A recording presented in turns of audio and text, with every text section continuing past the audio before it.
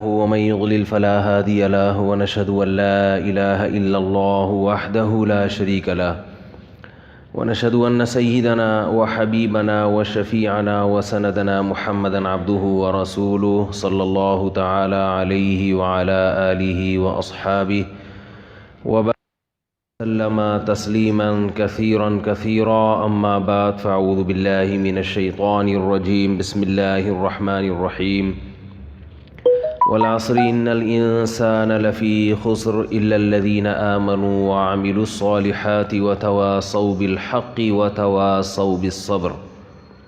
وقال النبي صلى الله عليه وسلم الكيس من دان نفسه وعمل لما بعد الموت. وقال النبي صلى الله عليه وسلم من رأى منكم منكرا فليغيره بيده فإن لم يستطع فبلسانه فإن لم يستطع فبقلبه وذلك أضعف الإيمان.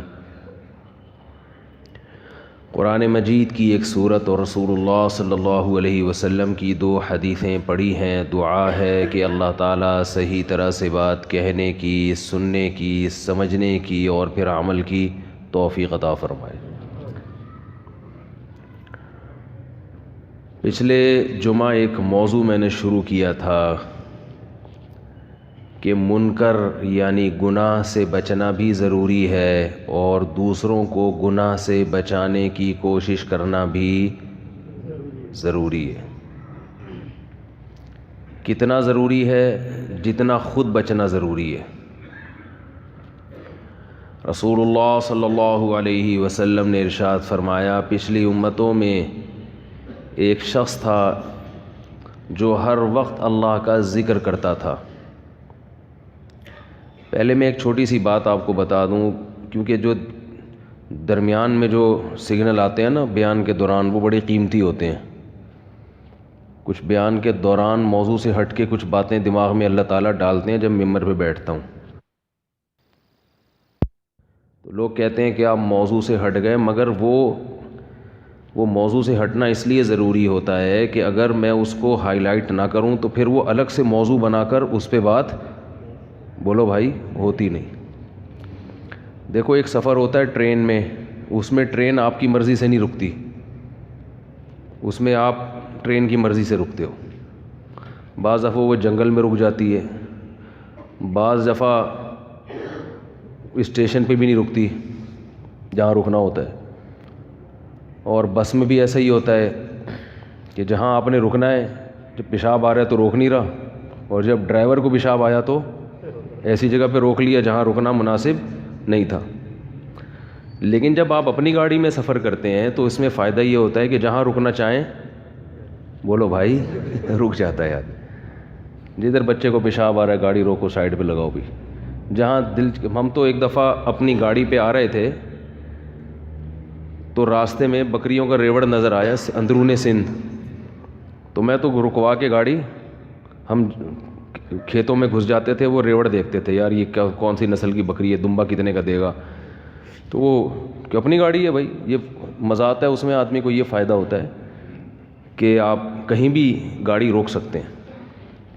تو اسی طرح یہ جو میں بیان کر رہا ہوں یہ اپنی گاڑی ہے میری، صحیح ہے نا.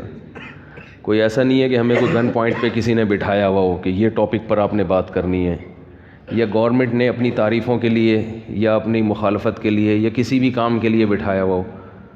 کیونکہ جو خطبہ حضرات کو جو ریٹن میں آتے ہیں نا موضوعات حکومتوں کی طرف سے، سعودیہ میں، یو اے ای میں، وہ اپنی مرضی سے بیچارے کچھ نہیں کہہ سکتے. ان کو محکمہ اوقاف کی طرف سے ایک موضوع ملتا ہے، اسی موضوع پر انہوں نے انہی الفاظ کے ساتھ بات کرنی ہوتی ہے جو الفاظ اس میں لکھے ہوئے ہوتے ہیں. لہذا جو واعظین ہیں، واعظ کرنے والے، وہ اگر یہ سمجھتے ہیں کہ اس ہفتے اس ٹاپک پر بات کرنی چاہیے تو وہ بات نہیں کر سکتے. وہ سمجھ رہے ہیں کہ یہ گناہ ہو رہا ہے معاشرے میں، اس پہ روکنا چاہیے، وہ روک بولو بھائی نہیں سکتے. بھی ہماری بھی گورنمنٹ کے بارے میں کچھ ایسی خبریں اڑتی ہوئی آ رہی ہیں کہ جتنے بھی واعظین ہیں، جمعے کے خطبے ہیں، وہ حکومت لکھ کے دے گی کہ یہ پڑھا کرو.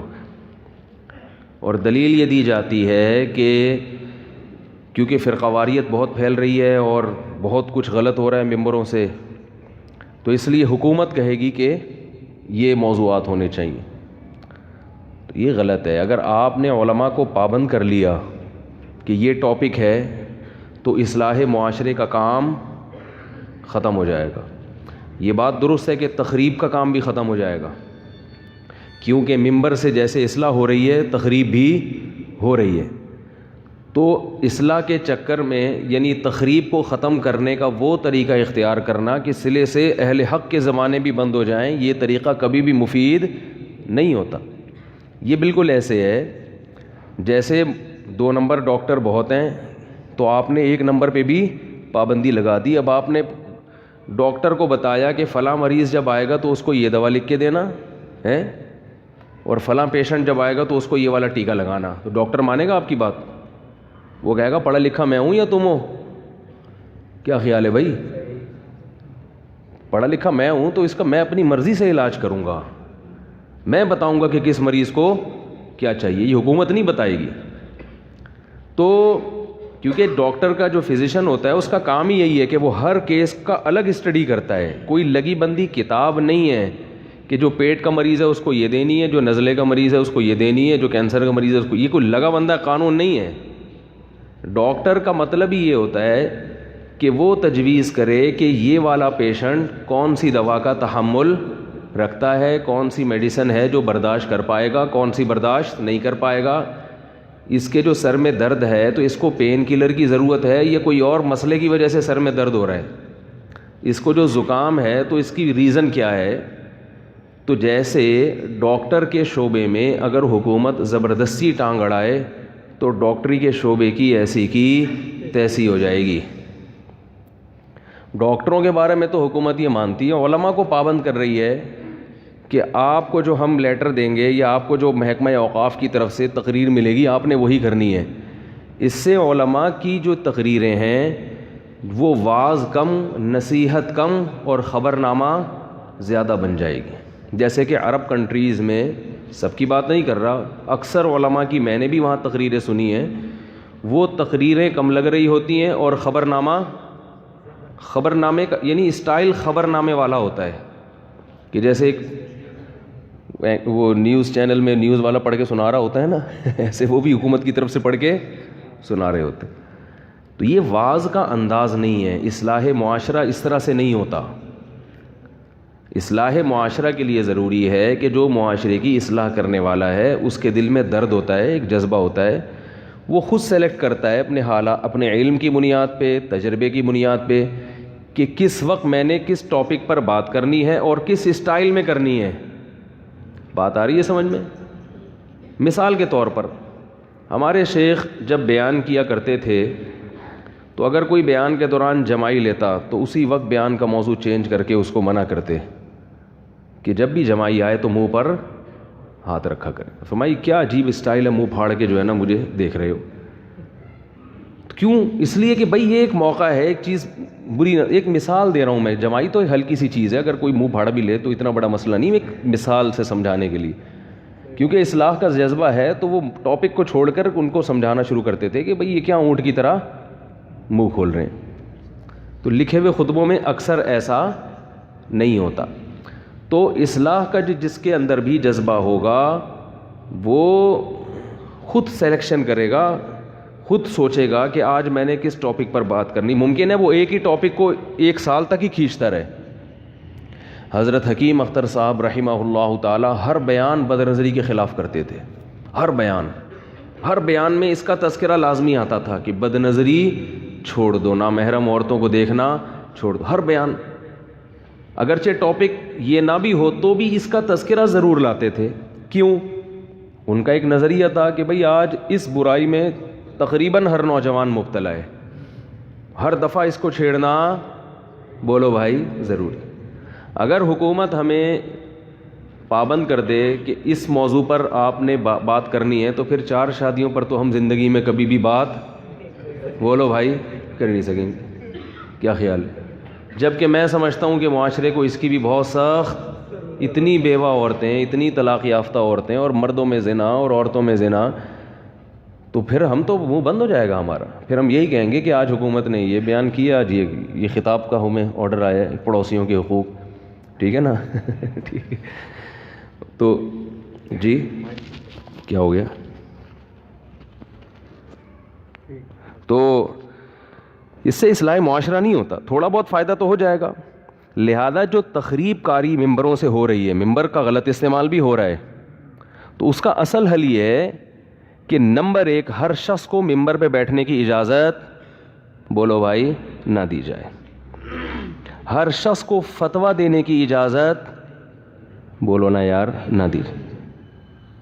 بڑے بڑے جو ہمارے مشہور مدارس ہیں, چاہے وہ کسی بھی مکتبہ فکر کے ہوں, ہمیں اس سے غرض نہیں ہے کہ کس مسلک کے ہیں, کوئی بات نہیں, ایک ریلائبل ادارہ ہونا چاہیے, انسٹیٹیوٹ ہونا چاہیے, پیچھے ایک ادارہ ہو کسی فرد کے, تو پھر وہ فرد غلطی کرنے سے پہلے 100 دفعہ سوچتا ہے. خود رو پودے جو نئے نئے اگ رہے ہیں, جن کے پیچھے کوئی ادارہ نہیں ہے, وہ زیادہ مسئلہ خراب کرتے ہیں. ایک نئی تحقیق مارکیٹ میں لا کے عوام کے سامنے پھینک دیں گے, پبلک پریشان کہ یار آج تک تو اس کے خلاف سنا تھا, اب یہ کوئی نیا مسئلہ ہے. پھر وہ برا, وہ کافر, وہ گمراہ, وہ حدیث کو مانتا ہے, وہ نہیں مانتا. یہ ایک عجیب طوفان بدتمیزی. تو جو بڑے بڑے ادارے ہیں ان کو یہ اتھارٹی دی جائے کہ آپ جب تک کسی شخص کو سرٹیفکیٹ نہیں دیں گے, نہ تو اسے ممبر پہ بیٹھنے کی اجازت ہوگی اور نہ ہی اسے مسئلہ بیان کرنے کی اجازت. مسائل کی تو فیلڈ ہی الگ ہے. خطبہ کی سلیکشن کا ایک الگ انداز ہونا چاہیے, اس کا معیار الگ ہونا چاہیے, اور مفتیوں کی سلیکشن کا انداز, مفتی کے علاوہ کسی کو بھی فتویٰ دینے کی اجازت. ہمارے ملک میں جو بھی سسٹم چل رہا ہے نا, جیسے کوئی بھی حکیم بن کے ایک ٹھیا لگا لے, یہ ایک دفتر خرید لے, اس پہ ایئر کنڈیشن لگا لے اور کچھ معجونیں لا کے رکھ لے, استو قدوس اور مختلف قسم کی نا لا کے رکھ لی, اور بیٹھ جائے چورن بیچنا, دبا کے چلتا ہے بزنس, کوئی پوچھنے والا, بولو بھائی, ہے ہی نہیں. تو بالکل یہی اسٹائل مولاناؤں کا بھی چل رہا ہے. اس لیے مفتی کا لفظ بھی بدنام ہوتا ہے اور مولوی کا لفظ بھی بدنام ہوتا ہے. پھر لوگ کہتے ہیں مولوی ایسے, مولوی ایسے, مولوی یوں, مولوی یوں. تو بھائی تمہیں کیا پتا کہ یہ مولانا ہے بھی کہ نہیں ہے؟ ہر داڑھی والے, ہر پگڑی والے کو لوگوں نے مفتی بھی سمجھنا شروع کر دیا, اور بولو بھائی مولوی. بلکہ میں تو یہاں تک کہتا ہوں کہ اگر کوئی اہل حق بھی ہو, صاحب علم بھی ہو, جب تک اس کے پیچھے ادارہ نہیں ہے, اس کے فتوے کو بھی فالو مت کرو. وہ تفردات کی طرف زیادہ جاتے ہیں ایسے لوگ. ادارے کا ہونے کا کیا فائدہ ہوتا ہے؟ ادارے میں اس سے بڑے بڑے اور بھی علماء ہوتے ہیں, اس کے اساتذہ ہوتے ہیں, مشائخ ہوتے ہیں. کیونکہ جب کوئی شخص انفرادی طور پر اپنی 1.5 اینٹ کی مسجد بناتا ہے یا اپنا انفرادی طور پہ کوئی کام کرتا ہے, تو اس کے ٹریک سے ہٹنے کے امکانات زیادہ ہوتے ہیں. نفس پرستی بھی غالب آتی ہے, اپنے جذبات بھی غالب آتے ہیں. کبھی کسی سیاسی تنظیم کی طرف جھکاؤ ہوگا تو اس سیاسی تنظیم کے ہر غلطی بھی اس کو صحیح لگے گی اور مخالف کی ہر صحیح چیز بھی اس کو غلط. تو فتوے میں پھر یہ چیزیں, بولو بھائی, آتی ہیں. طلاق کے مسائل میں جذبات سے متاثر ہوگا. ماموں چاچے کے مسئلے طلاق کے لیے الگ ہوں گے محلے والوں کے, بولو بھائی, یہ ہوتا ہے. انسان گوشت کا بنا ہوا ہے, وہ لوہے کا بنا ہوا نہیں ہے. وہ آنسو دیکھ کے مسلک چینج کر لیتا ہے, وہ گھریلو مسائل دیکھ کے فتویٰ چینج کر لیتا ہے. ادارے میں یہ ہوتا ہے کہ پیچھے ایک پورے افراد کا ایک گروہ ہے, اور بھی بڑے بڑے علماء وہاں پڑے ہوئے ہیں, تو وہ اس کو گچھی پکڑ کے رکھتے ہیں. کیونکہ ادارے اس کے جب منسلک ہوگا تو اس کو یہ پتا ہے کہ میں نے کوئی الٹی سیدھی بات کی تو میرے پیچھے پورا کیا ہے, ادارہ ہے. وہاں اور بھی حضرات ہیں, اور خود ادارے سے فتویٰ لینے میں فائدہ کیا ہوتا ہے کہ ایک آدمی کی رائے نہیں ہوتی, وہاں پہ کئی علماء کا پینل بیٹھ کے غور و فکر کر کے رائے دیتا ہے. ہمارے ہاں جامعۃ الرشید میں کوئی مسئلہ آتا ہے, کوئی بھی مسئلہ جب آئے گا نا, تو اس میں یہ ضروری ہے کہ یہ مسئلہ حل کون کرے گا. ہر عالم کو اس کی اجازت, بولو بھائی, نہیں ہے. دور حدیث سے ہر سال درجنوں طلبہ فارغ ہوتے ہیں, اور پورے مدارس سے دیکھا جائے تو ہزاروں طلبہ فارغ ہوتے ہیں, مگر ان ہزاروں میں کسی ایک کو بھی نہ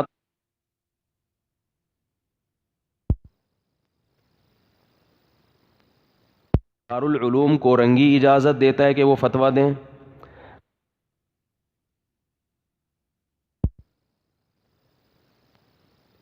بنوری ٹاؤن کی طرف سے اجازت ہے کہ وہ فتویٰ دیں؟ نہ جامعہ فاروقیہ، جامعہ اشرفیہ، اسی مدارس ہیں، ان کی طرف سے بھی اتھارٹی اور اجازت، حالانکہ علم دین حاصل کرنے میں 8 سال مسلسل، پھر اجازت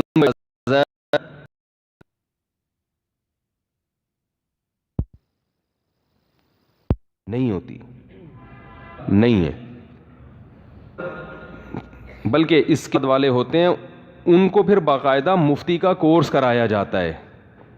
بات آ رہی ہے سمجھ میں؟ پریکٹس کروائی جاتی ہے مسائل کی بڑے علماء کی نگرانی میں، کہ بھئی لوگ آپ سے مسئلہ پوچھیں گے، آپ نے جواب نہیں دینا، جو بھی آپ جواب لکھیں گے پہلے ہمیں بولو نا یار، دکھائیں گے.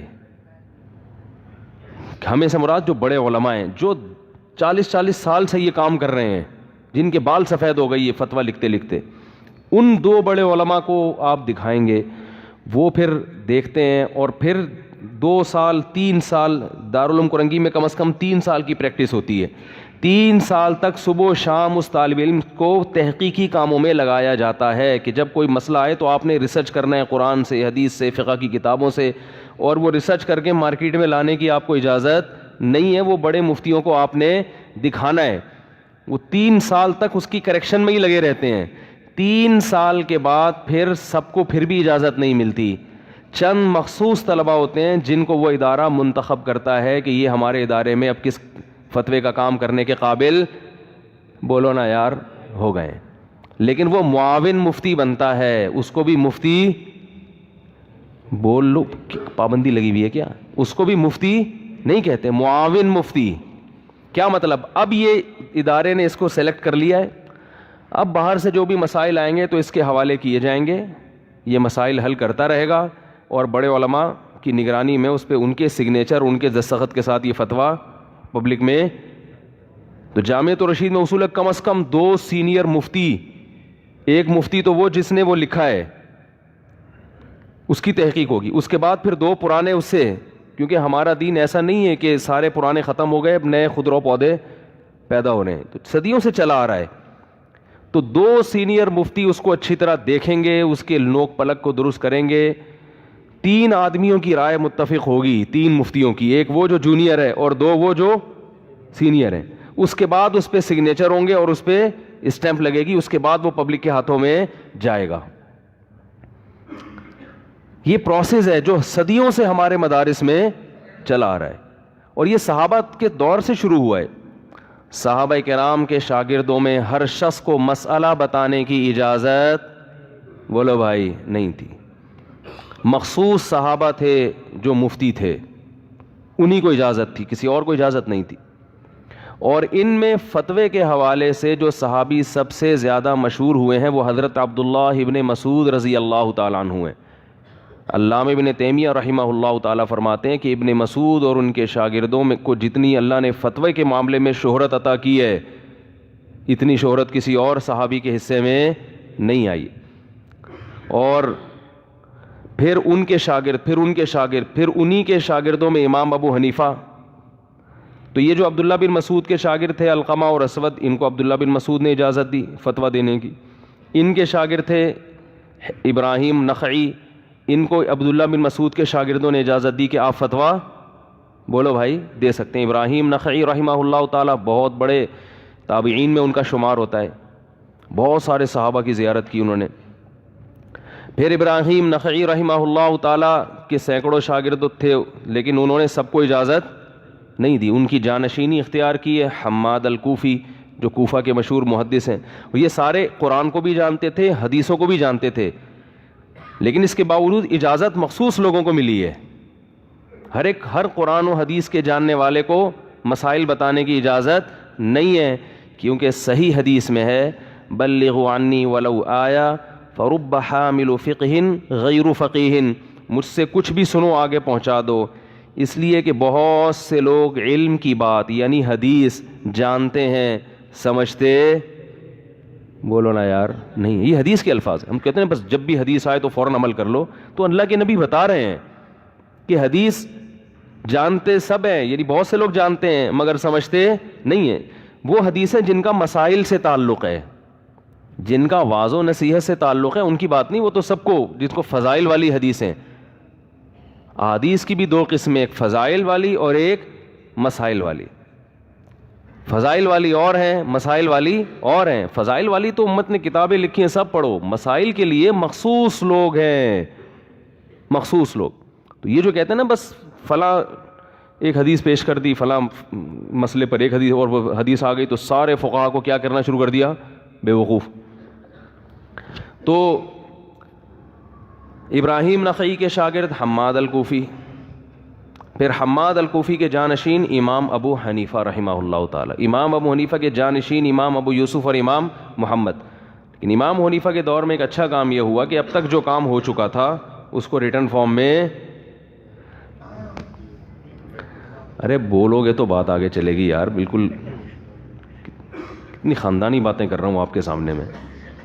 تو اس کو کیا کہ ریٹن فارم میں امام محمد ریٹن فارم میں لے آئے.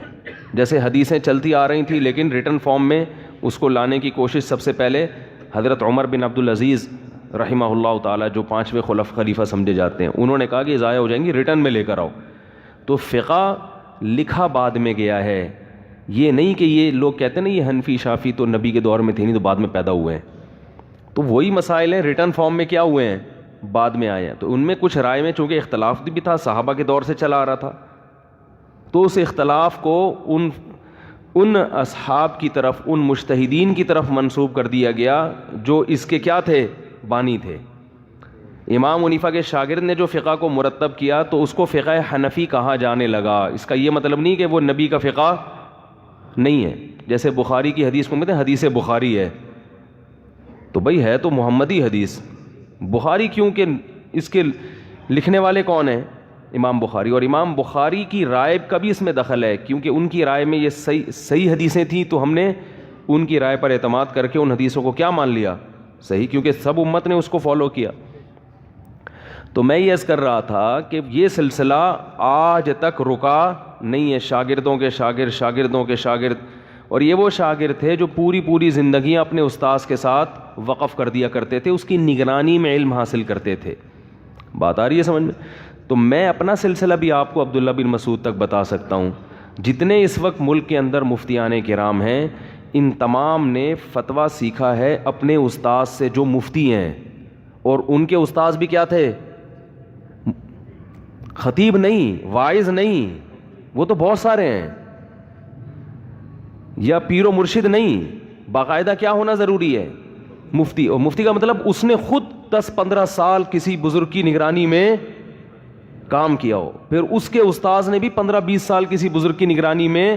یہ سلسلہ عبداللہ بن مسعود رضی اللہ تعالی عنہ تک سند متصل کے ساتھ چلتا ہے. جو اس سلسلے سے منسلک نہیں ہوگا, چاہے عبداللہ بن مسعود کا سلسلہ ہو یا کسی دوسرے صحابی کا, تو یہ سلسلہ جب تک آپ کے پاس نہیں ہوگا آپ کو فتویٰ دینے کی اجازت نہیں ہے. کیونکہ اگر صرف کتابوں سے یا یوٹیوب سے مسئلہ حل ہو جاتا یا فیس بک کی ریسرچ کافی ہوتی, تو میرے بھائی کتابیں تو اس دور میں بھی, بولو نا بھائی, لکھی ہوئی تھی. ایک صاحب میرے پاس آئے, وہ عجیب سا مارکیٹ میں فتویٰ لے کر آئے. میں نے کہا یہ تو پہلی دفعہ سن رہا ہوں میں, ہیں بھی ہمارے ہی ساتھ, یعنی ہمارے ہی فقہ کو فالو کرنے والے, لیکن پوری امت سے ہٹ کے ایک نئی ٹریک بنایا انہوں نے بہت سے مسائل میں. وہ بات جو پوری دنیا میں کوئی بھی نہیں کر رہا, وہ وہاں سے فتویٰ آ رہا ہوتا ہے. تو میں نے کہا یار انہوں نے باقاعدہ, ان کے کوئی استاذ ہوں گے نا, ان کو بتاؤ کہ یہ کیا کر رہے ہیں, آپ نے کیا شاگرد بنایا ہے فتوے میں. تو انہوں نے کہا فتوے کی لائن میں ان کا کوئی استاذ, بولو بھائی, ہے ہی نہیں. یہ کہہ رہے ہیں کہ مجھے کسی استاذ کی, میں نے فلاں مدرسے سے دور حدیث کیا, میرے استاذ ہیں, حدیث میں بھی ہیں, قرات میں بھی ہیں, سب چیزیں, لیکن فتویٰ میری اپنی ریسرچ ہے, میں فتاوی شامی خود پڑھ کے فیصلہ کرتا ہوں. علامہ شامی کی فتاوی کی کتاب ہے نا, جو فقہ حنفی کی بڑی مشہور کتاب ہے, رد المحتار, اور اسی طرح فتح القدیر ہے, جو فتاوی کی ہماری کتابیں, جو ہدایہ کی شرح فتح القدیر ہے, تبیین الحقائق یا فتاوی عالمگیریہ وغیرہ, جو مفتی حضرات جن کتابوں کو زیادہ فالو کرتے ہیں. تو میں خود ان کتابوں کا اسٹڈی کر کے کیا کرتا ہوں, فتویٰ. مجھے نہ کہیں تخصص کی ضرورت، نہ میرا کوئی اس فیلڈ میں استاذ. میں نے کہا پھر جتنے تفردات آ رہے ہیں یہ کم آ رہے ہیں، اس سے زیادہ آنے چاہیے. بات آ رہی ہے سمجھ میں؟ تفردات کا مطلب ہوتا ہے پوری قوم سے ہٹ کے ایک نئی چیز مارکیٹ میں. جیسے کمپنیاں ہوتی ہیں نا، وہ ہم چھوٹے بچے تھے تو ایک اشتہار آتا تھا، اب نہیں ٹی وی دیکھتا میں، پرانی بات ہے. تو وہ ایک اشتہار آتا تھا کہ وہ ایک خاتون کسی کے پاس جا کے پوچھتی ہیں کہ کپڑے دھونے کے لیے مجھے صابن لا دو گی؟ تو اس نے کہا ہوں صابن، نئے لوگ اور پرانی باتیں ہیں. نئے لوگ اور باتیں پرانی. اب وم استعمال کرو. اب پتہ نہیں وہ آتا ہے کہ نہیں آتا. وم استعمال کرو بہن. کیا استعمال کرو؟ وم. صابن وابن تو پرانی کہانی ہو گئی، کس سے کہانی ہو گئی. تو دنیا کی چیزوں میں تو ٹھیک ہے بھائی، کوئی نئی چیز لیٹسٹ چیز آنی چاہیے، لیکن دین ہمارا 1400 سال پرانا ہے. وہ جتنا پرانا ہوگا نا وہ اتنا ہی آتھینٹک ہوگا. ہاں کچھ احکام شریعت نے ایسے دیے ہیں جن میں لچک رکھی ہے، وہ زمانے کے لحاظ سے چینج ہوں گے. اس میں خود شریعت نے اجازت دی ہے کہ بھائی یہ حکم اس وقت تک کے لیے ہے جب تک کہ یہ معاملہ ہو. جب یہ چینج ہوگا تو پھر حکم بھی خود بخود کیا ہو جائے گا، کیونکہ قیامت تک کے لیے آیا ہے نا. تو فلیکسیبلٹی رکھی ہے بعض چیزوں میں اور بعض چیزوں میں نہیں رکھی. یہ قیامت تک ایسی کی ایسی ہی رمضان ہی رہے گا. روزہ آپ کو رکھنا پڑے گا چاہے کل پیپر ہو یا بولو بھائی نہ ہو. بعض لوگوں کے فتویٰ آ گیا کل اگر پیپر ہے تو فعدۃ من ایام اخر، بعد میں قضا کر لیں. پیپر ہو یا نہ ہو آپ کو روزہ، کیا خیال ہے غلط تو نہیں کہہ رہا، رکھنا پڑے گا. امتحان کی تیاری کے لیے آپ روزہ نہیں چھوڑ سکتے. تو یہ جو ہے نا سلسلہ ہمارا صدیوں سے چلا آ رہا ہے، تو اس میں یہ ضروری ہے کہ آپ نے کس سینئر مفتی سے سیکھا ہے. ہاں یہ الگ بات ہے کہ آپ مثالیں دے سکتے ہیں فلاں بھی تو اتنے بڑے بزرگ کے شاگرد ہیں مگر وہ تو گمراہ ہو گئے. تو ٹھیک ہے، پروسیس یہی ہے، اس میں گمراہ بھی ہوں گے اور اہل حق بھی، لیکن اس سے ہٹیں گے تو گمراہ ہی ملیں گے، اہل حق. بات آ رہی ہے سمجھ میں؟ تبھی میں کہتا ہوں کہ سب سے پہلی شرط عالم کو فالو کرنے میں ضروری ہے کہ اس کے استاذ کون ہیں، کن لوگوں سے پڑھا انہوں نے. لیکن اتنا کافی نہیں ہے، یہ تو پہلی شرط ہے. اس کے بعد پھر آپ دیکھو گے کہ پڑھنا بھی کافی نہیں ہے. واقعی یہ دین برحق کو فالو کرتے بھی ہیں کہ نہیں کرتے، خواہش نفسانی کے غلام تو نہیں ہے. یہ پھر دوسرا اسٹیپ ہے. جیسے MBBS کی ڈگری نہیں ہے کسی ڈاکٹر کے پاس، کتنا نیک کیوں نہ ہو، کتنا مخلص کیوں نہ ہو، علاج کے لیے آپ اس کو فالو نہیں کریں گے. اب کوئی کہے بھائی MBBS کی ڈگریاں دیکھ رہے ہو آپ، کتنے MBBS ڈاکٹر بھی تو فراڈی ہوتے ہیں. ہم کہیں گے کہ بھائی جو MBBS نہیں ہے اس کو میڈیکل سائنس کا علم نہیں ہے، نہ اس کو اجازت ہے، وہ تو چاہے فراڈی نہیں بھی ہو تو اس کے پاس تو جانا ہی نہیں ہے.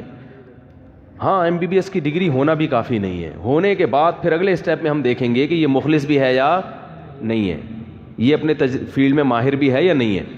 تو یاد رکھو اسی طرح علماء کے لیے بھی کہ پہلا اسٹیپ تو یہ ہے کہ کسی کو مفتی بنا کے اس سے مسائل پوچھتے ہو یا کسی کو عالم بنا کے اس کو فالو کرتے ہو، تو پہلا اسٹیپ یہ ہے کہ اس کا ٹھکانہ کہاں ہے، کن لوگوں کے ساتھ اٹھتا بیٹھتا ہے، کون ہے. کوئی نئی فلم تو نہیں آئی مارکیٹ میں.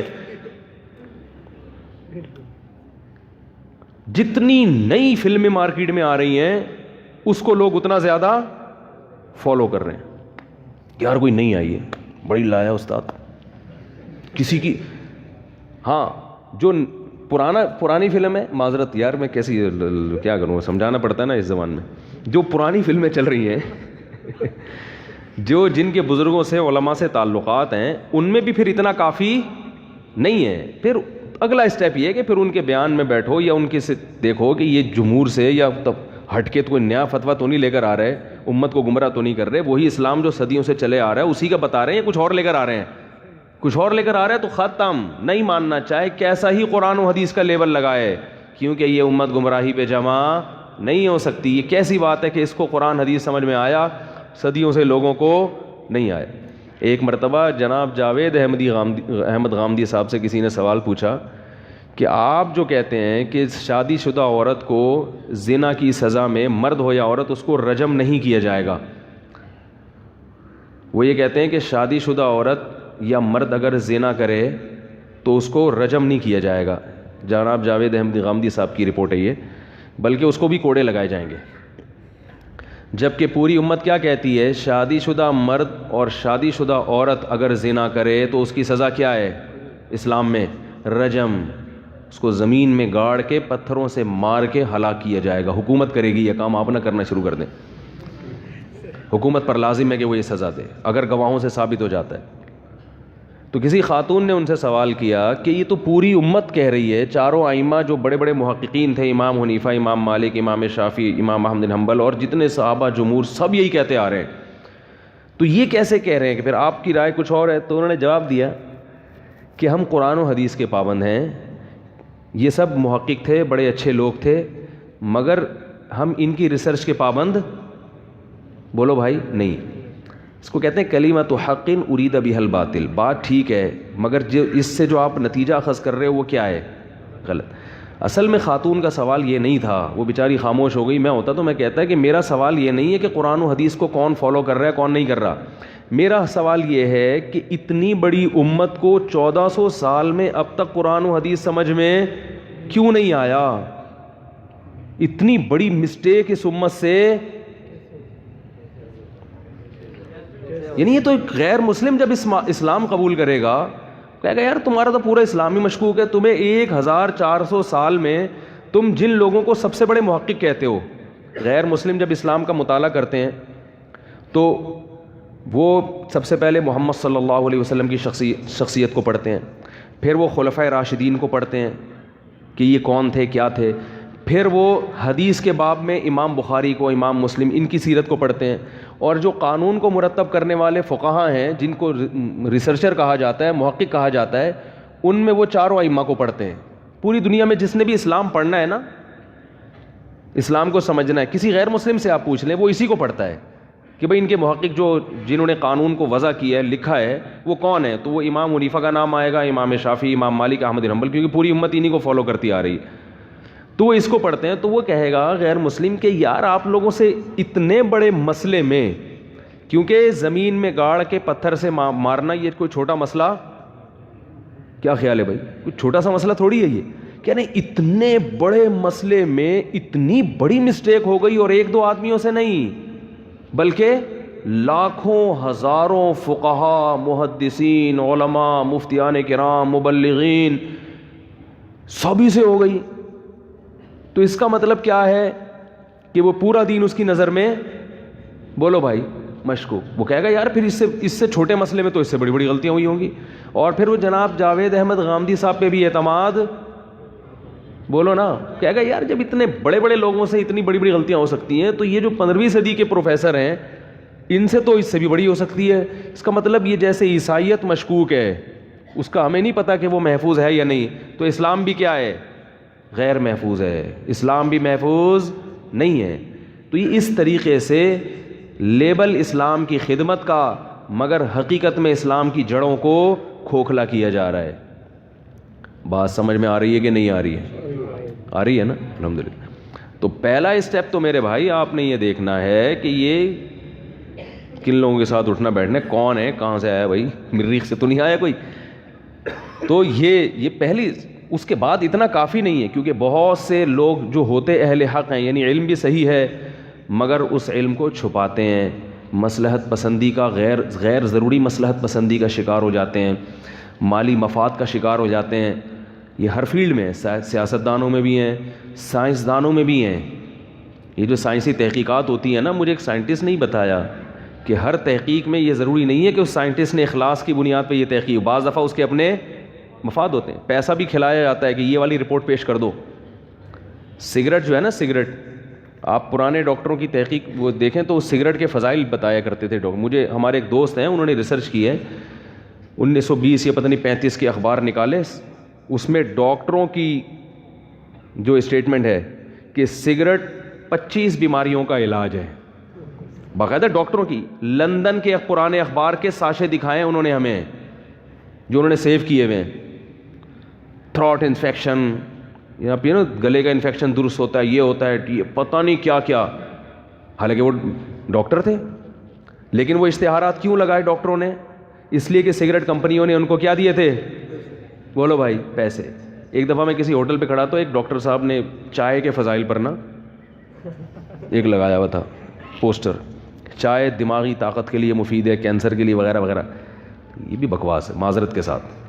چائے پئیں آپ, میں منع نہیں کر رہا آپ کو, لیکن چائے صحت کے لیے مفید بولو بھائی نہیں ہے. باقی وہ تو ہر چیز کچھ بھی کھائیں گے تو کچھ نہ کچھ تو ہوگا لیکن وہ کوئی پینے, کیفین ہے نا, کیفین, کوئی بھی چیز جو وقتی طور پر اسٹریس کو ختم کرے وہ کبھی بھی صحت کے لیے مفید نہیں ہو سکتی, کیونکہ وقتی چیز ہے نا, اس کے بعد تو پہلے سے بھی زیادہ ڈاؤن ہو جائیں گے آپ. تو ٹھیک ہے بہت زیادہ نقصان دہ نہیں ہے, بعض لوگوں کو تو بہت زیادہ بھی نقصان دیتی ہے, لیکن یہ کہ کوئی فائدے کی چیز نہیں ہے. کوئی بچ سکتا ہے تو ثواب بچنے میں ہی ہے کہ نہ پیے, دودھ پیے, لسی پیے, شہد کھائے, چائے سے اجتناب کرے تو زیادہ بہتر ہے. تو میں یہ عرض کر رہا تھا کہ جیسے ڈاکٹروں میں سب نہیں, بعض لوگ ڈاکٹر بھی بکتے رہے ہیں ہمیشہ, سائنٹسٹ بھی بعض بک جاتے ہیں, اور اسی طرح مولویوں میں بھی بہت سے بولو بھائی بکتے ہیں. تو آپ نے یہ دیکھنا ہے کہ صحیح ہے یا غلط ہے. تو اب میں جو اصل بات تھی نا اس کی طرف جلدی سے جو میں نے ٹریک سے ہٹا تھا, تو میں عرض کر رہا تھا کہ حکومت کو چاہیے کہ جو وہ دیکھ رہی ہے کہ فرقہ واریت پھیل رہی ہے, ممبر پہ بلا وجہ کیچڑ اچھالنا لوگوں کی عزتوں کے, بغاوتوں کی پر اکسانا لوگوں کو, اس قسم کی جو نیگیٹو ایکٹیویٹیز ہیں ممبروں کے ذریعے جو ہو رہی ہیں, تو ان پہ کنٹرول کرنے کا طریقہ یہ ہے کہ بھئی جو بھی اس قسم کی بات کر رہا ہے ممبر پہ بیٹھ کے جس سے معاشرے میں نفرت پھیل رہی ہے, پابندی لگا دے اس پہ. پہلی بات تو یہ کہ یہ ضروری ہے کہ ممبر پہ ہر ایک کو بیٹھنے کی اجازت نہ دیجیے. کسی گورنمنٹ اپنے ادارے نہ بنائے کہ ہمارے یہاں سے جو سرٹیفکیٹ لے کے جائے گا نا وہ ممبر پہ بیٹھے گا, یہ بھی خطرناک ہے, کیونکہ پھر ہر گورنمنٹ اپنی پالیسی کے لحاظ سے مولوی بھی پرووائڈ کرے گی. پی ٹی آئی کے دور میں سارے پی ٹی آئی والے مولانا ہوں گے, مسلم لیگ کے دور میں سارے کون سے ہوں گے, نواز شریف کے فضائل بیان کرنے والے, زرداری کے دور میں سارے کرپشن کے حق میں تقریریں کریں گے, بولیں گے کرپشن اسلام میں کا ایک بہت بڑا حکم ہے. تو ہر شخص کس کے حساب سے چلے گا؟ گورنمنٹ یہ ادارے اپنے ہاتھ میں نہ لے. اسلامی تاریخ میں جتنے بھی دینی ادارے رہے ہیں ہمیشہ حکومت سے الگ رہے ہیں, وہ آزاد, کبھی بھی حکومت کی انٹرفیئرنس کو انہوں نے قبول, حکومت کی مداخلت کو کبھی بھی اداروں نے قبول نہیں کیا, کیونکہ ایک شعبہ ہے جس میں اسلام کو ہم نے پڑھنا ہے اور اسلام ہی کو آگے بیان کرنا ہے. ہاں کچھ پابندیاں گورنمنٹ لگا سکتی ہے جو کہ لگانی چاہیے, کوئی فرقہ واریت نہیں ہوگی, آپ اپنی رائے کو تمیز اور اعتدال کے ساتھ پبلک میں بیان کریں گے, دوسرے پر ایسا انداز بیان نہیں ہوگا جس سے نفرتیں پھیلے, قتل و غارت پھیلے, اور جو ہے نا جذبات مجروح ہوں اور یہ مار کٹائی والا معاملہ شروع ہو. اس پہ حکومت کیا کرے گی؟ بس کوئی مولانا اگر ممبر پہ بیٹھ کے اس طرح سے کر رہا ہے تو نوٹس آ جانا چاہیے, مولوی صاحب آپ تمیز کے دائرے سے ہٹ رہے ہیں. بس کیا خیال ہے؟ نہیں ہٹے تو اگلی دفعہ آپ کو ہٹا دیا جائے گا. تو پھر ان کو جا کے 2-4 دفعہ ہوا خوری کی جائے مخصوص تفریحی مقامات پہ, ٹھیک ہے نا, تو اگلی دفعہ میں انشاءاللہ وہ کیا ہوں گے, سیٹنگ صحیح ہو جائے گی. تو تفریح کا تو ہر ایک کو شوق ہوتا ہے, ان کو اس کا تجربہ نہیں ہوگا. تو اس طرح سے گورنمنٹ کنٹرول کر سکتی ہے. لیکن یہ جو ہے کہ یہ لکھے ہوئے خطبے آئیں گے جس میں عمران خان کے دور حکومت میں پھر آپ عمران بھائی کے فضائل بیان, عمران خان کے فضائل بیان کریں گے, مسلم لیگ کے دور حکومت میں آپ مسلم لیگ کے فضائل, یہ پھر معاملہ کیا ہو جائے گا, مذہب کا بیڑا غرق ہو جائے گا. تو ترکی میں یہی ہوا نا, عطا ترک کی جب حکومت آئی ہے تو اس نے پہلے تو سارے مولاناؤں کو قبضے میں لیا ہے. اس نے کہا کہ امام وہی بنے گا جو ہمارے اداروں سے فارغ ہو کے جائے گا, اور اپنے اداروں میں پھر انہوں نے اپنی پٹیاں پڑھانا شروع کر دیں. پھر وہ امام کم اور کسی کمپنی کے امپلائی جو ہے نا ملازم زیادہ لگتے تھے وہ, اور اب تک یہی چلتا آ رہا ہے. کچھ علماء تھے جنہوں نے حفاظت کی علم کی, جو الحمدللہ اب بھی ہے وہاں پہ, جس کے آثار نظر آتے ہیں. تو گورنمنٹ یہ کر سکتی ہے, سمجھ رہے ہیں, اور یہ کرنا چاہیے. اس کے بغیر تو یوٹیوب پہ جو لوگ بیٹھے ہوئے ہیں ہر وقت نیگیٹو تخریب کاری, وہ کافر, وہ بعض لوگوں کو تو بات کرنے کا سلیقہ ہی نہیں. تو وہ جب گدھے کی طرح چیختے ہیں اور گلے پھاڑتے ہیں تو وہ ایک درد سر, اس سے امیج جو جاتا ہے لوگوں کے سامنے, بات بھی صحیح نہیں اور طریقہ کلام بھی, وہ فلانا کافر, وہ اس کی وہ بس وہ اب سمجھ سارے سب کو پتہ ہی ہے کون ہے. وہ ایک دفعہ ایک انڈیا کا ایک بڑا زبردست شاعر ہے, میں کبھی کبھار یوٹیوب پہ شاعری سنتا ہوں, انڈیا کے شعراء بڑے زبردست ہیں. تو اس نے ایک واقعہ سنایا کہ میں تھانے میں گیا, میں نے پولیس کے خلاف جو ہے نا ایک شاعری کہی کہ یہ کرپٹ ہیں اور چور ہیں وغیرہ وغیرہ اس طرح کر کے. تو تھانے والے نے مجھے بلایا اور کہا کہ تم نے ہماری پولیس کو برا بھلا کیوں کہا ہے. کہ یہ کرپشن ہے ان میں اور یہ رشوت خور ہیں. میں نے کہا میں نے نام تو نہیں لیا کہ ہماری پولیس. انہوں نے کہا سب سمجھتے ہیں کہ آپ کس کی بات کر رہے ہو.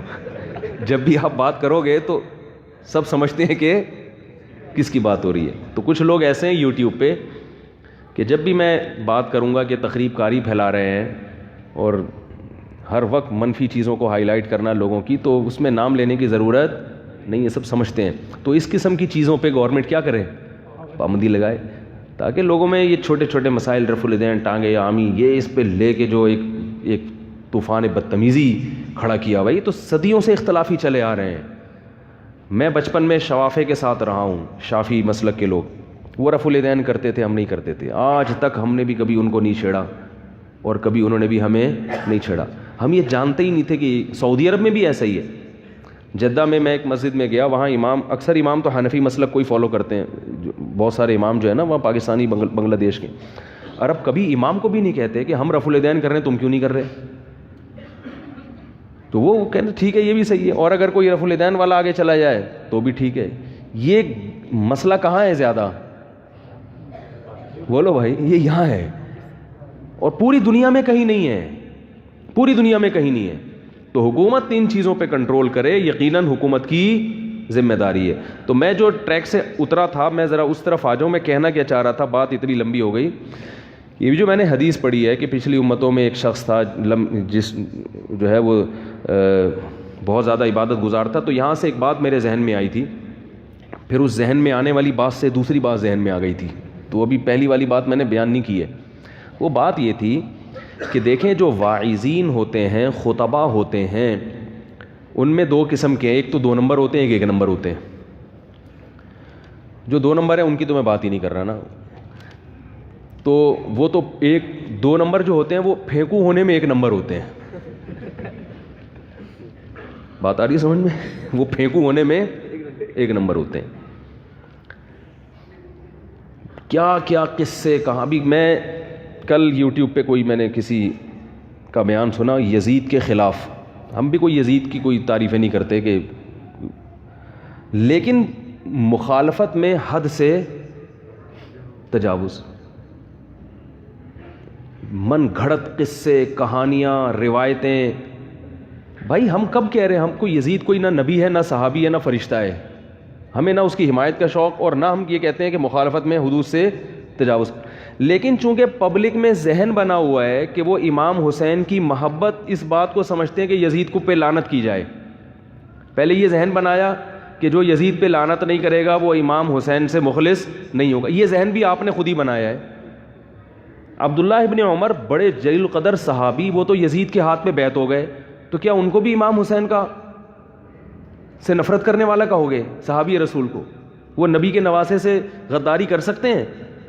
بولو نا بھائی. کوئی سمجھانے والا نہیں ہے, کوئی بتانے والا نہیں ہے کہ بھئی آپ اس طرح کی باتیں کر رہے ہو. کل یہی مجمع جب عبداللہ بن عمر کا پڑھے گا اور بہت سارے صحابہ اور بہت سارے تابعین کا پڑھے گا کہ وہ تو بیعت ہو رہے ہیں جا کے, تو آپ نے تو میرے خلاف تقریر کر لی, فلاں مولانا صاحب کے خلاف ذہن بنا دیا لوگوں کا, لوگوں نے نعرے بھی لگا دیے ہمارے خلاف کہ یہ تو لانتی ہیں, یہ فلانا ہے. لیکن جب وہ پڑھے گا, کتابیں پڑھے گا, تاریخ اٹھا کے دیکھے گا کہ اتنے بڑے بڑے صحابہ اس کے ہاتھ پہ بیعت ہو رہے ہیں, تو وہ کس سے بدگمان ہوگا؟ وہ صحابہ سے بدگمان ہوگا. نتیجہ یہ ہوگا کہ رافضیت پھیلانے میں, بولو بھائی, وہ شیعہ مسلک کے, بولو نا بھائی, قریب ہو جائے گا. آپ خدمت سنی مذہب کی کر رہے ہو, مگر اس کے لیے طریقہ یہ اختیار کر رہے ہو کہ لوگ سنی مذہب کو آہستہ آہستہ, کیونکہ شیعہ مذہب میں تو صحابہ کو نہیں سمجھا جاتا. اچھا, وہ تو کہتے ہیں جو یعنی حضرت حسین اور 4-5 صحابہ کے علاوہ میجورٹی شیعہ کی, سب شیعہ ایسے نہیں ہوتے, میجورٹی ان کی کہتی ہے وہ سب غلط تھے. لیکن خطیب کو اس کی پرواہ, بولو بھائی, نہیں ہوتی. وہ پھینک رہا ہوتا ہے کیونکہ لوگوں میں ایک ذہن بن چکا ہے, تو بس بولو بولو بولو بولو. ایک مجمع کو ایسا, میں سمجھتا ہوں کہ جب بھی کسی چیز میں تحقیق کرنی ہو نا, ہمارے ملک میں اس وقت سب سے معتدل عالم اور محقق ہونے میں دنیا میں چوٹی کے علماء میں ان کا شمار ہوتا ہے, وہ ہیں حضرت مفتی محمد تقی عثمانی صاحب. بات آ رہی ہے سمجھ؟ ان کی زبان سے نکلا ہوا ایک ایک لفظ نپا تلا ہوتا ہے, اور ان کی تحریر میں لکھا ہوا ایک ایک لفظ بولو بھائی, نپاتلا ہوتا ہے. کئی تحریریں ہم نے ان کی پڑھی ہیں, کئی ہمیں تو زیادہ, کیونکہ مسائل میں جب تحقیق ہوتی ہے تو ان کی تحریریں بھی پڑھنی پڑتی ہیں, ان کے فتاوی بھی دیکھنے پڑتے ہیں.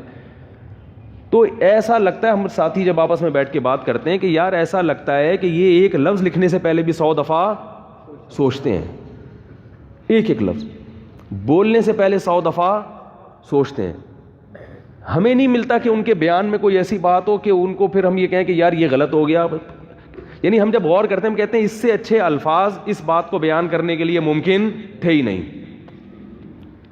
تو ان کی تحقیق پڑھ لو, کربلا کے بارے میں کیا تحقیق ہے, بات آ رہی ہے سمجھ میں. ان کی تحقیق پڑھ لو, پوری دنیا ان کو مان رہی ہے. عرب ان کے استقبال میں کھڑے ہوتے ہیں, حرمین کے ائمہ ان کے سامنے تمیز سے بیٹھتے ہیں, ادب سے بیٹھتے ہیں. ملیشیا میں ان کے علماء ان کی قدر کرتے ہیں. پوری دنیا میں لوگ کہتے ہیں آپ کے پاس حضرت مفتی تقی صاحب جیسے محقق ہیں, ہم فخر کرتے ہیں آپ لوگوں پر. لیکن ہمارے ہاں قوم ان کو لفٹ کرانے کے لیے تیار, بولو بھائی, نہیں. تو انتہائی اعتدال والی تحریریں, علم کا سمندر, اور ایک ایک لفظ نپاتلا, جذبات سے ہٹ کے. لیکن وہی مسئلہ ہے کہ ہماری قوم کو تحقیق کا شوق نہیں ہے. شوق کس کا ہے؟ نعرے بازی کا. مجلس کوئی گرم کر کے چلا جائے, وہاں مزہ آ گیا بھائی, مزہ آ گیا. تو کچھ بھی بولتے رہو, کچھ بھی بولتے رہو, سب پبلک لینے کے لیے.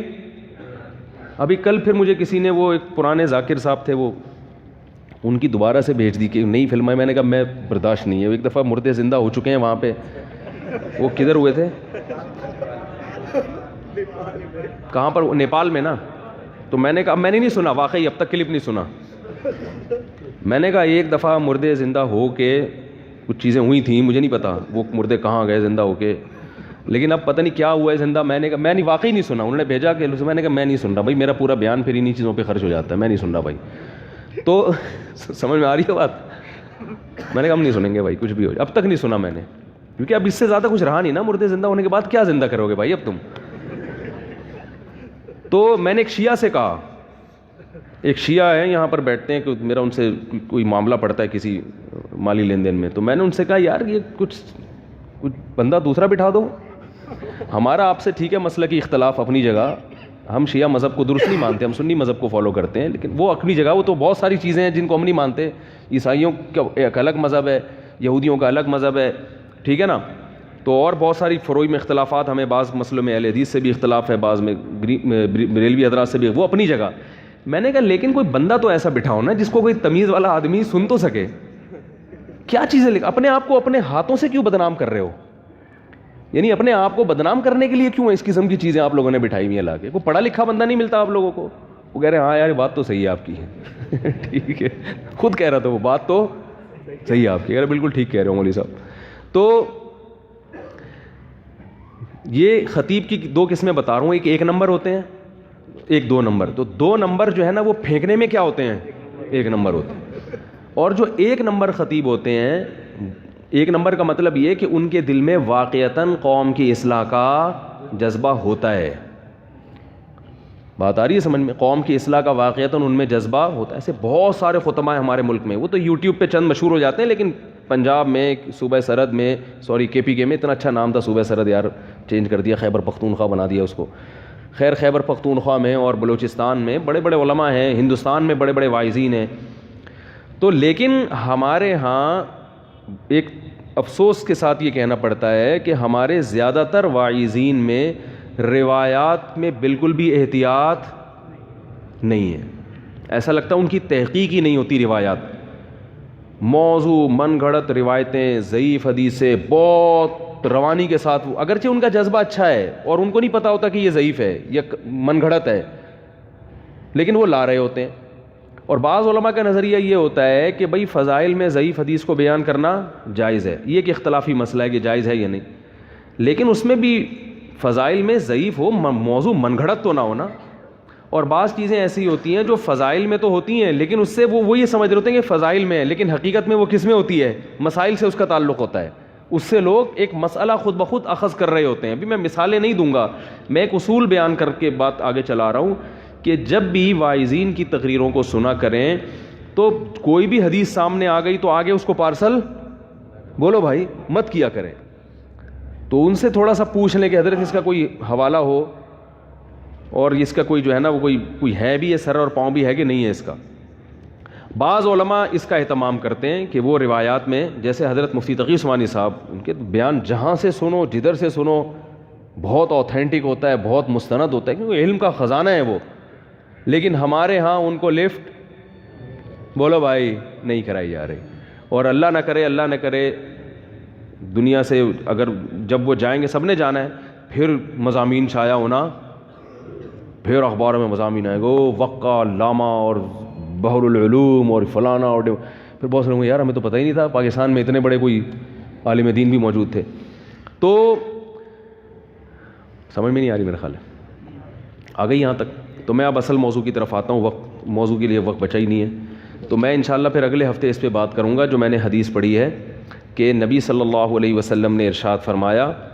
پہلی جو قرآن کی آیت میں نے پڑھی ہے کہ جب تک آپ دوسروں کو گناہوں سے نہیں روکتے اس وقت تک آپ کامیاب نہیں ہو سکتے. اور حدیث میں نبی نے فرمایا جو گناہ کو ہاتھ سے روکنے کی طاقت رکھتا ہے وہ ہاتھ سے روکے, جو زبان سے وہ زبان سے, اور جو دل سے وہ دل سے. تو منکر کیا ہوتا ہے اور اس میں روکنے کے لیے فرض کتنا ہے, علماء پر کیسے روکنا فرض ہے, عوام کی کیا ذمہ داری ہے, اور روکنے کا طریقہ اور اسٹائل کیا ہونا چاہیے. لوگ یہاں بہت بڑی غلطی کرتے ہیں, اکثر تو روکتے ہی نہیں گناہ سے, وہ کہنے میں ہو رہا ہے جو معاشرے میں ہونے دو. اور بہت سے روکتے ہیں مگر وہ اخپل طریقے سے روکتے ہیں. بات آ رہی ہے سمجھ میں؟ وہ روکتے ہیں کس طریقے سے, اخپل طریقے سے. اخپل طریقہ نہیں چلے گا, شریعت نے روکنے کا طریقہ بھی بتایا ہے. موسیٰ علیہ السلام کو جب اللہ نے فرعون کے پاس بھیجا تو گناہ سے روکنے کے لیے بھیجا, اور طریقہ بھی اللہ نے خود بتایا. بات آ رہی ہے سمجھ میں؟ حالانکہ وہ تو پیغمبر تھے, وہ کہتے اللہ ٹھیک ہے تو نے بتا دیا, میں جا رہا ہوں, میں اخپل طریقے سے روکوں گا جیسے میری سمجھ میں آئے گا. اللہ نے فرمایا اذهب الى فرعون, فرعون کے پاس جاؤ, کیا کیا کہنا ہے یہ بھی بتا دیا. بات آ رہی ہے, کیا کیا کہنا ہے اور کس اسٹائل میں کہنا ہے یہ بھی بتایا. اس طریقے سے یہ بات اس کے سامنے رکھنی ہے. تو ہم لوگ پہلی بات تو روکتے نہیں ہیں, روکتے ہیں تو اسٹائل وہ ہوتا ہے کہ بجائے فائدے کے الٹا نقصان. تو یہ, اور پھر روکنے کے مخصوص طریقے ہم نے رکھے ہوئے ہیں کہ اس طریقے سے روکوں گا, دوسرے طریقے سے نہیں روکوں گا. حالانکہ کسی کو دین پہ لانے کے سینکڑوں طریقے ہیں, ان طریقوں کی بھی آپ کو پہلے بیٹھ کے سلیکشن کرنی پڑے گی کون سا طریقہ یہاں سوٹیبل ہے. تو اس پر انشاءاللہ میں اگلے ہفتے بات نہیں کروں گا, بلکہ اس سے اگلے ہفتے کروں گا, کیونکہ اگلے ہفتے میرا سفر ہے تو میں کراچی میں نہیں ہوں گا جمعے کو. تو یہ جو ہے اتوار والا بیان بھی نہیں ہوگا بھائی, یہ جو پرسوں بیان ہوتا ہے نا عشاء کے بعد, یہ بھی نہیں ہوگا. میرا دورہ ہے پنجاب کا, اور اس کے بعد جو جمعہ ہے اس میں ہم اگر آنا ہوا تو پہلے اناؤنس کر دیں گے, لیکن بظاہر ایسا لگتا ہے کہ جمعے تک پہنچنا مشکل ہے. اس کے بعد پھر اتوار اور جمعے کی ترتیب انشاءاللہ شروع ہو جائے گی. اللہ تعالیٰ سے دعا ہے اللہ تعالیٰ سمجھنے کی اور عمل کرنے کی توفیق عطا فرمائے.